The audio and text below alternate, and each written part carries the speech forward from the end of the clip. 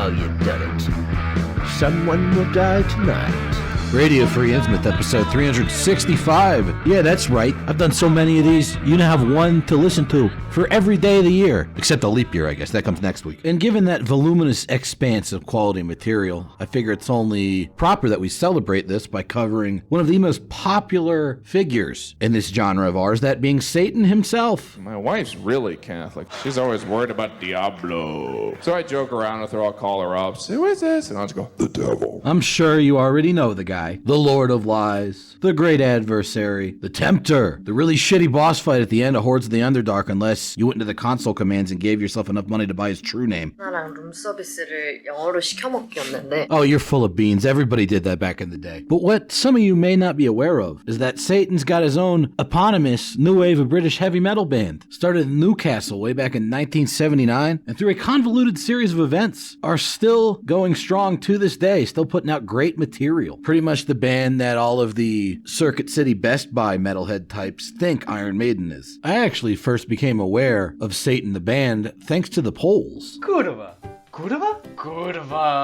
Specifically, the Polish label Metal Mind Records, who starting in the mid-2000s reissued a whole bunch of old Roadrunner albums that were out of print and nice digipacks with golden CDs. Nowadays, they might be more famous for putting out Behemoth bootlegs. But I'll always remember them as the guys that reissued all those cool albums, made it possible for me to own Immolation's debut and Atrocity's second album back when I was in high school. Cool group of dudes, and I bought pretty much every gold disc digipack that they put out that I could find. That's how I found out about Satan. And at the time, it was probably the best way to find out about them because Satan was pretty obscure in the early 2000s, and any original copies of their debut album, Court in the Act, were going for like at least $1,000 on eBay. Kind of a shame that this album was out of circulation for so long, because it might just be the greatest heavy metal album to come out in 1983, or at least it's tied with Show No Mercy, and certainly leagues ahead of that way more popular band's debut. Can't remember their name now. I think they were a Megadeth side project or something. Anyways, Satan. They are very much a new wave of British heavy metal act, but they're quite a bit more dark and evil sounding than that genre usually leans towards. You can even hear that in the guitar harmonies here. The vocals in this album are done by Brian Ross from another highly underrated classic band, Blitzkrieg. But the real core of Satan has always been the instrumentalists. That being guitarists Russ Tippins and Steve Ramsey, bassist Graham English and Sean Taylor on the drums. No matter who fronts these guys, they're generally always awesome. And Brian Ross, as evidenced by that dope fucking scream, is absolutely one of the best to ever do it. But just listen to how dark these harmonies and how intense these fucking drums are. This is 1983, remember? Kind of an interesting thing going on here. You know, in the west coast of America, you had all these early thrash metal bands kind of taking what the new wave of British heavy metal did and making it heavier and darker. This is almost like Britain's response to that, saying, don't count us out of the game yet, we could be just as heavy. I mean, these fucking riffs right here, total mid-80s German speed metal running wild, Halloween Blind Guardian and whatnot, except it's early 80s Britain. Like, bro, are you hearing this drumming right here? That shit is fucking intense. And the songwriting is absolutely on point, crafting these miniaturized dark epics, these unfolding horror stories. I mean, check out these lead guitars about to kick in right here. Really well-written shit.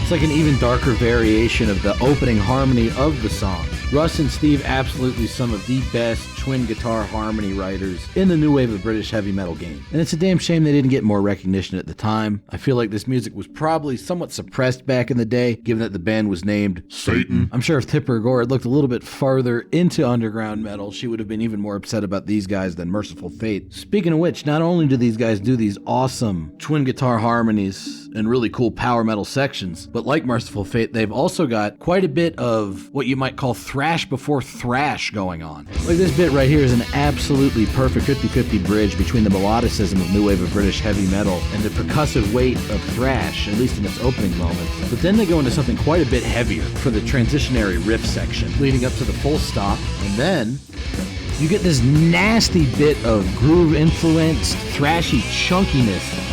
Very Merciful Fate adjacent, particularly in the vocal department, but also in the lead guitars. But then, check out this like weird, almost astral sounding chorus they managed to append to all of that darkness. Rather unexpected. Like, damn dude, that shit's fucking smooth. Speaking of which, we have a very smooth transition into some rather proggy sounding stuff. Again, very much the sort of songwriting complexity you might expect from a band like Merciful Fate, giving all the players a chance to show off, including these very slickly done bass lines. You've also got Brian Ross showing off the more delicate end of his vocal range. But don't you worry, because that heaviness comes back with a nice little lead guitar figure leading us into that heavy riff from earlier. Just a fantastic fucking song all around. Satan was really good at these very complex sort of mini progressive rock epics. But given that they're a new wave of British heavy metal band, they're also really good at doing just straight up catchy heavy metal. Although we're still talking about Satan here, so it's going to be a bit darker than something like Praying Mantis or Grim Reaper. This particular song right here, Pull the Trigger, it's about shooting yourself, and it also actually shows up in a new form later on the first Blitzkrieg album. But at least to my knowledge, this was originally a Satan song. Also that lead guitar fucks. As do these crunchy fucking proto-speed metalish verses. The song's got a really nice sort of rising action feel to it. And that absolutely continues well into the pre-chorus. I remember reading an old, I think it was a Kerrang review of the third Cloven Hoof album where they described it as an ascending cauldron of molten cosmic metal. Definitely applies to that album, but also a pretty good descriptor of the kind of stuff going on here. I mean, check out this chorus.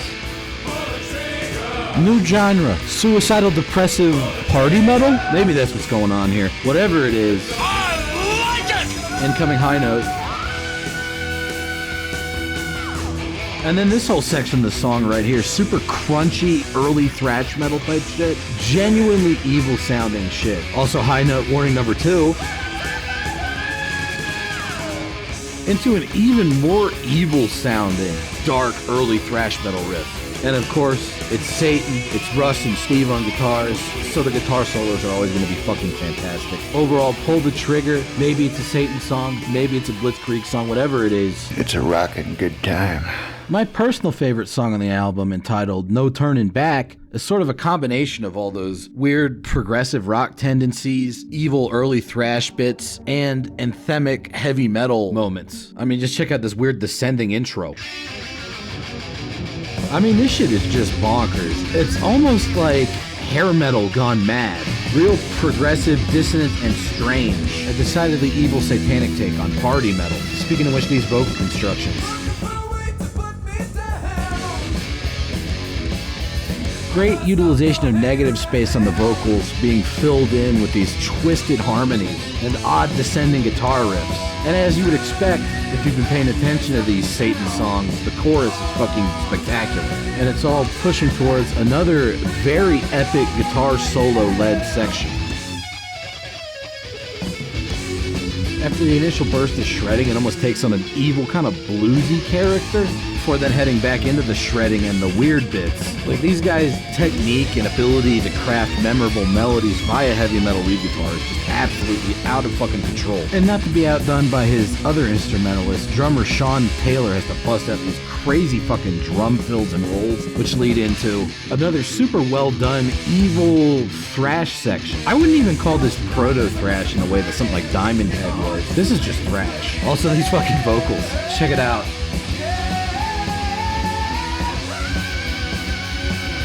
I mean, that shit's always awesome. And then you get this cool kind of response to that stop-start riff from earlier in the song, reintroducing that descending figure onto a whole new bevy of awesome, groovy, intense heavy metal riffs. No Turning Back, 10 out of 10 song. The whole album, Court in the Act, 10 out of 10 fucking album. That's what's up, Tubes. But I'll tell you what wasn't up, was these guys' commercial prospects. It's not easy being a band called Satan in 1983. And so, Satan went through their first of many transformations, which makes sense. I mean, Satan's supposed to be this like shapeshifter guy, right? There's this other band out there you might have heard of called Angel Witch, the main project of one Kevin Hayburn. But after Angel Witch was kind of put on ice, going into 1984, he started up a new band called Blind Fury with a vocalist named Lou Taylor. They only managed to put out one 2-song demo before they sort of broke up, but then after Brian Ross left Satan to restart Blitzkrieg, Lou Taylor joined Satan, and then Satan changed their name to Lou Taylor Taylor's prior band, Blind Fury. Everybody got that? Apologies in advance, I understand this is all more than a little bit confusing. But basically, you had this band called Blind Fury that already existed that was sort of part Satan, part Angel Witch. Eventually, they just straight up turned into Satan Mark II, and the sole Blind Fury full-length album is generally agreed upon to be the second Satan album. If you're into the first Satan album, you're gonna love this Blind Fury album. I guarantee it.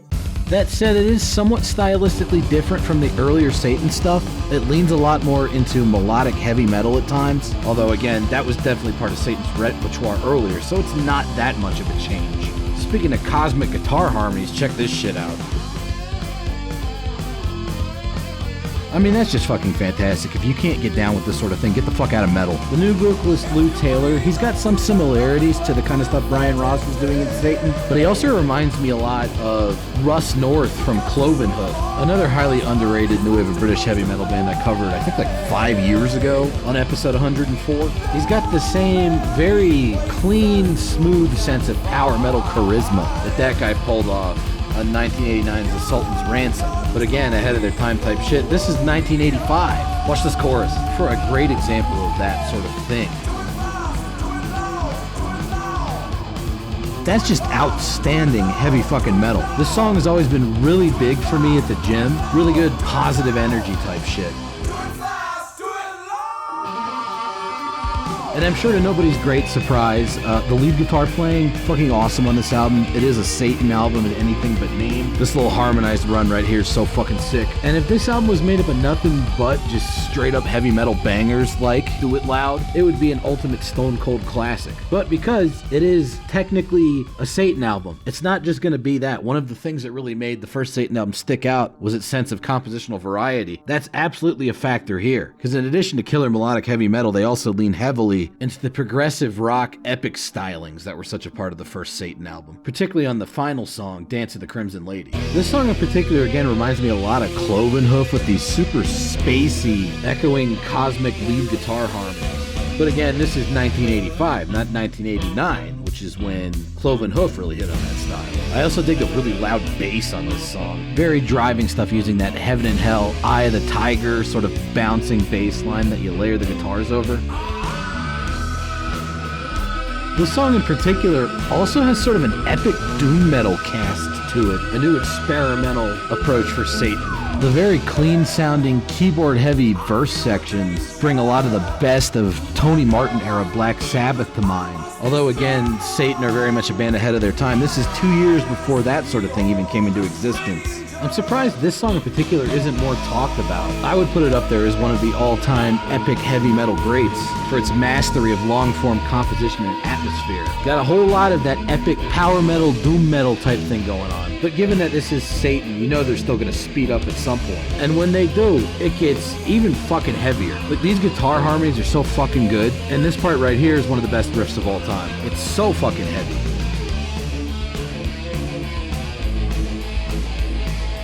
Like, bro, what the fuck? That sounds like something that could have come off a mid-90s Rotting Christ album. Just real intense melodic heavy metal all over this fucking album. Again, this is another one that I picked up because the Polex over at Metal Mind put it out on a golden disc digipack. I was already familiar with Satan. The thing said, featuring members of Satan, and the sticker on the front. This is literally the second Satan album. Of course I fucking bought that. And I loved it back then and I love it now. So Blind Fury, absolutely an underrated classic of the new wave of British heavy metal. At this point, kind of the older wave of British heavy metal, as we're well into the 80s and the dominance of thrash. But you can't keep a good Satan down. Blind Fury dissolves after probably like less than a year of activity, and the Satan guys are just like, fuck it, we're gonna call ourselves Satan again. Mask off, Satan. And this new version of Satan, they got Michael Jackson on vocals. Due to feces thrown all over the walls. But it's not the Michael Jackson you're thinking of. This is Michael Jackson from England. And much like Lou Taylor, he's got a completely different vocal approach from every Satan vocalist before and after him. He might actually be my personal favorite vocalist for Satan, which probably isn't a statement that's going to endear me to a lot of purists. Hey,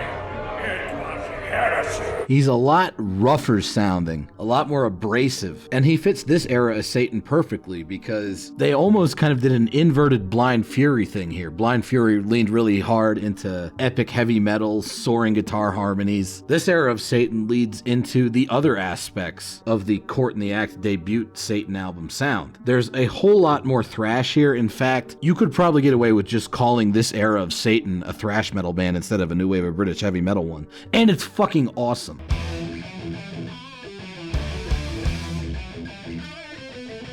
I mean, are you hearing these fucking melodies? This shit is heavy as fuck, my dude.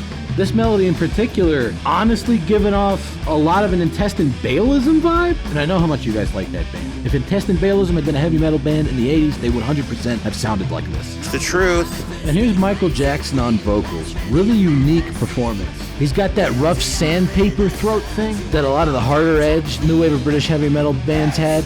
But he also manages to bring a lot more melody to that style than is usual for this vocal approach. And that's why I like him so much. Also, they managed to combine these like East Coast, New York City thrash metal gang shouts with that melodic approach.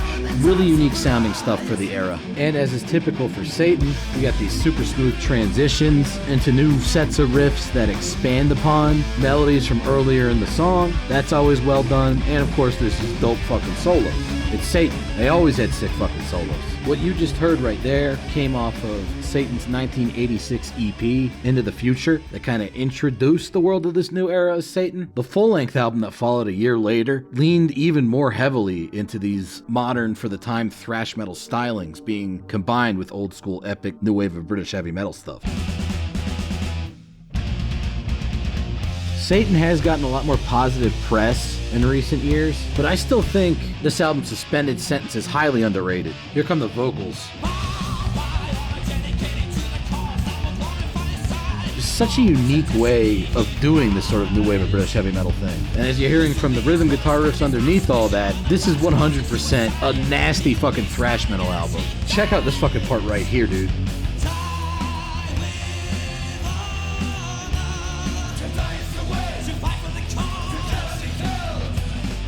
I don't know about you, I'm getting goosebumps, I'm getting the hair sticking up on the back of my neck. That shit is spectacularly heavy. And then they bring in this cool variant section.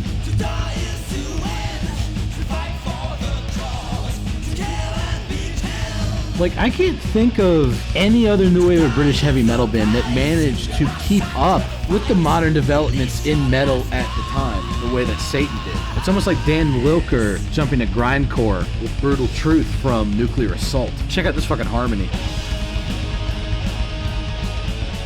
Yeah, boy. Fucking classic shit, which is what you can expect from Satan. I mean, since 1983. Unlike other stuff that also had their debut album in 1983. I swear I'm not just shitting on Metallica for the sake of it here. 너는 산이야 바다야? Liar! Alright, yeah, you probably caught me. But I can talk about Satan forever. I mean, we're what, like 2 or 3 albums into a career that spans 7 albums? Or actually 11 albums, depending on how you look at it. We'll have to get into that on the next Satan episode. Because I didn't even anticipate this being a 2-parter, but apparently I got a whole lot to say about Satan. So thanks for listening to me talk about them, and be sure to tune in next time for the thrilling conclusion to the Satan story. I don't know what it is up with me and shitting, alright? Every time I get up, it seems like I gotta go to the bathroom and shit, you know?